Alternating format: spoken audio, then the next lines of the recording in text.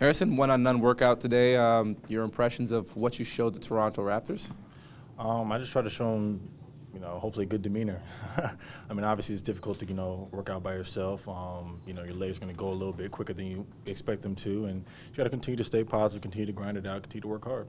To be completely honest, I have kept up with them, just looking at teams that would fit me, and Raptors were one of the places, and that's why I'm here. I really wanted to, I think I fit in this program well. I like the way they play. I like the new coach. I like how he gets it after on defense too. How he pressures their play. They're going to pressure their players next year, and as far as offensively, they like to get up and down and go at them, and that's something I like to do. And I look at all the pieces they have here, and all the athletic wings and the good point guard they have. I think I could fit in really well.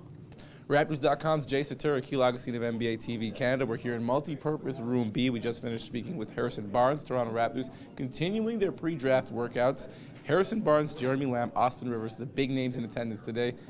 Some bad news for Lamb. Yeah, somewhat unfortunate. Jeremy Lamb injured himself fairly early in the process, rolled over an ankle. We heard Ed Stefanski mention that after that workout. Had to pull out about 5 minutes into the workout. Didn't do media afterwards as well. So I didn't even actually see Jeremy Lamb in the building. I don't know if you did. I always saw him exit the gym.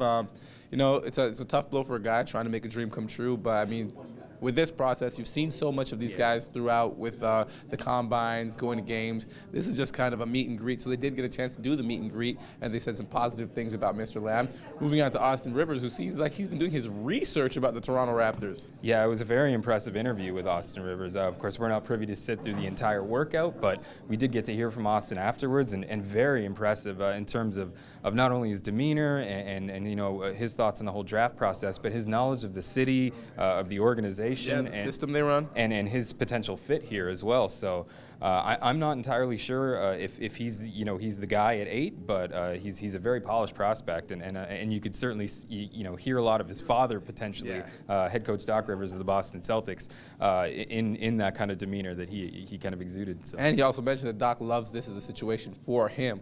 Now, lastly, Harrison Barnes. I think the thing that I'm going to talk about is just watching him walk past me. The guy's back was just bursting out of his shirt. He's just such an interesting physical specimen. And then you spoke to him, the booming, powerful voice, and really carries himself really well. Yeah, he's another very polished prospect, clearly. It's almost interesting to see him here because we've seen a lot of mock drafts project him to go, anywhere as high as the 4th pick, potentially even higher than that. And there's some range there with all of these prospects. We saw 3 guys here today that could all be potential lottery prospects. Could go as high as 4 or somewhere towards the end of the lottery. And there was a couple of interesting second rounders that came through as well today. Options for the Raptors with the 37th, 56th pick.